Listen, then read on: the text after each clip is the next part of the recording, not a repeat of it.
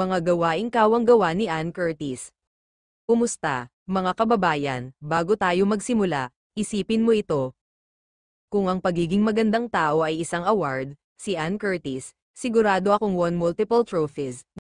Ngayon, magpakakul tayo at alamin kung paano nagiging superhero si Ann Curtis sa totoong buhay.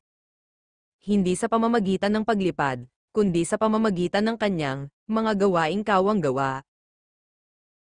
Number 1, suporta sa edukasyon at mga bata.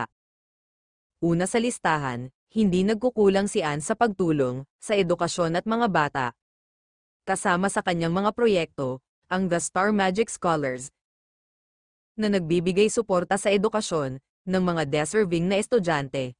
Sabi nga nila, edukasyon ang susi sa magandang kinabukasan, at si Ann ang susi sa mga kinayon. Sa tingin ko, bawat bata na natutulungan niya, ay may chance na maging future president o CEO, salamat kay Ann. Number 2. Mental health awareness. Hindi rin nagpapahuli si Ann pagdating sa mental health. Aktibo siya sa mga mental health campaigns at fundraisers. Kakaibang superpower ba yun? I think so. Ang pagiging vocal niya sa mga ganitong isyo ay nagiging tulay para sa mga taong nangangailangan ng suporta, kaya naman malaking bagay ang kanyang ginagawa. Number 3, disaster relief and calamity efforts. Pagdating sa mga sakuna, si Ann ay tila isang modern-day superhero na walang kapa. Sa mga panahon ng calamities, siya ay nagbibigay ng tulong sa pamamagitan ng fundraising, campaigns at donation drives. Sa tingin ko, kapag may sakuna, sigurado akong may Ann Curtis Relief Kit na nagbibigay ng hope sa mga tao. Number 4, animal welfare. Hindi rin natin makakalimutan ang kanyang pagmamahal sa mga hayop.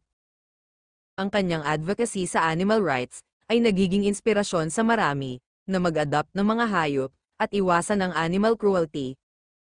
Ang kanyang mga pet projects ay hindi lamang cute, kundi nakakatulong din sa pagpapabuti ng buhay ng mga hayop. Number 4, public funding campaigns. At syempre, ang kanyang public funding campaigns ay isang patunay ng kanyang dedikasyon. Bakit ipinagmamalaki si Ann Curtis? Ang bawat gawaing kawang-gawa ni Ann Curtis ay nagpapakita ng tunay na diwa ng pagiging makatawid sa kapwa. Kaya, mga kababayan, kung ikaw ay magiging superhero sa totoong buhay, anong klase ng superpower ang gusto mong magkaroon? At paano mo ito gagamitin para sa kapakanan ng iba? Huwag kalimutan na i-subscribe at i-like ang video na ito para sa iba pang kwento ng inspirasyon at pagtulong.